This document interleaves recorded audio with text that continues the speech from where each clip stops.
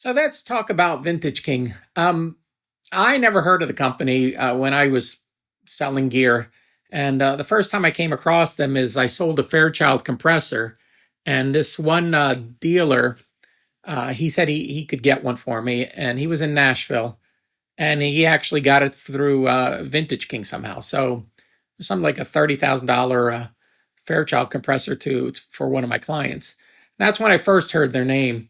And I remember going to an AES show, and Mike Nera, who's one of the owners of Vintage King, he came up to me and he just pointed at me. He says, "I've heard of you."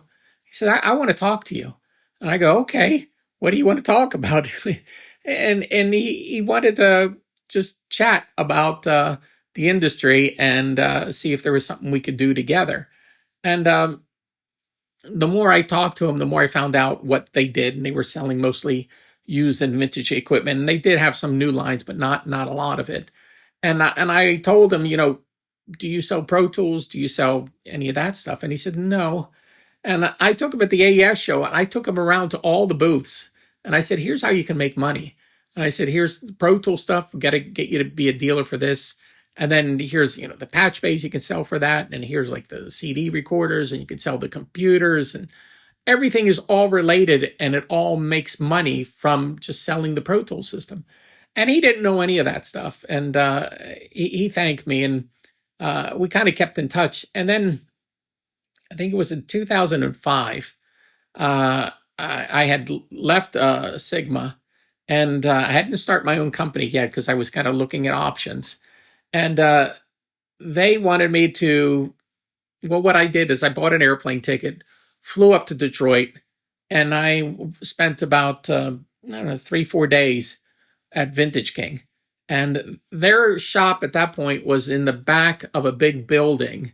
And maybe I can post some pictures because I took some pictures of the outside. And the front of the building was Mike and Andy Nera's brother who sold car insurance.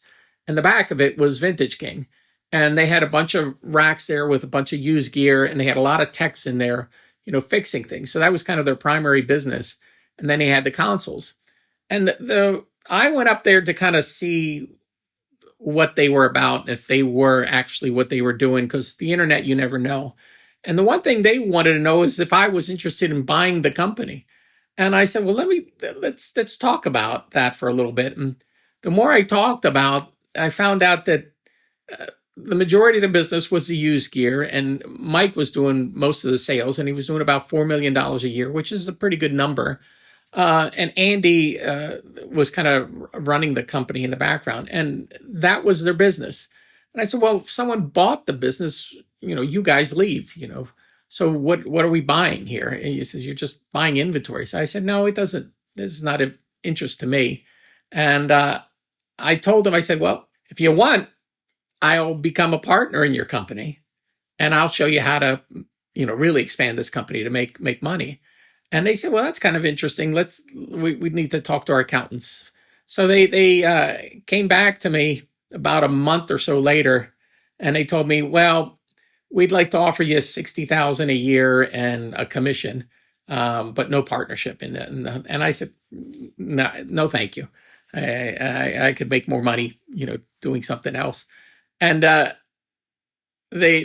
said, but let's do this. You can sell me stuff at 10 over cost, and I'll sell you stuff 10 over cost if you need anything. Because they were new. They didn't sell Pro Tools or anything like that. And even though I wasn't supposed to do that, I was helping them out.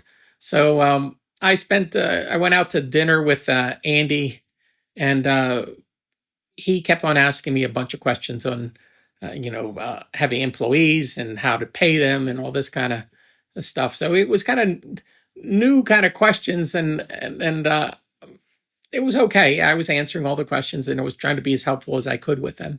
So we kind of kept in touch.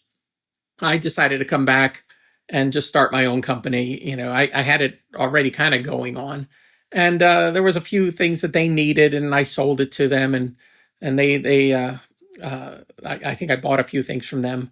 But even one time they sent me a $6,000 check for something that they didn't need to, and I had to call them up and tell them, you sent me money that you didn't need to send me, and I sent it back to them, and everything was fine. But we kind of kept in touch, and I would see them at the trade shows. But slowly, what was happening is they were getting bigger and bigger, and I was very happy sustaining my company the way it was.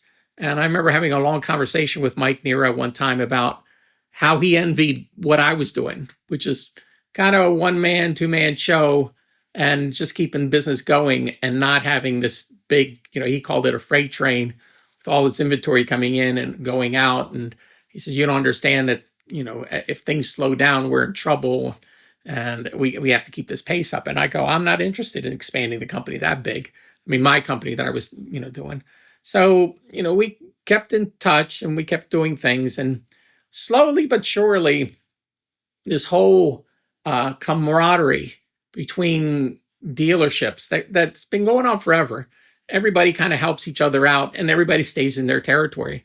Well, that was slowly eroding away with Vintage King, because I would call to talk to Mike and I wouldn't get through to Mike. I would get through to an assistant. And then I would call to get through to the assistant, and then I couldn't get through to him. And then when I finally got through to him and I needed something, they just gave me regular costs, that they would sell to somebody off the street. And they would play stupid with me. And I kind of slowly picked up on the fact that they just didn't want to deal with me anymore. And I found out they were doing that to other dealers too. They, wanted all the favors in that they could get and nothing reciprocated. And I have no ill will towards them, but I just don't think that's the way you do business. So now they're pretty big. I think last time somebody had told me they were doing 40 million a year, so they're doing great, and they got a bunch of people work for them. And then they opened up their office in LA, and then they opened up an office in Nashville. But I'm just totally fine with what I was doing. But I always thought that was kind of strange that they just slowly backed off. I mean, even now they have their own distribution company, and their distribution company got in touch with me, and they wanted me to buy into a bunch of stuff, and I wasn't really interested. And they said, well, George, you're kind of, part of the family. If you need anything, just call us, but don't advertise it. You can sell it. But if you have a sale for it, just call us. And I know better. I've been doing this a long time, that when people say that and you do make a sale and you call them up to get it, they never have it available to you. And it just goes really bad, really fast. So I just avoided it. So they kind of decided on their own that they don't want to have anything to do with me, and that's fine. So, but that was my kind of history with Vintage King. I have some more stories, but this is enough for now.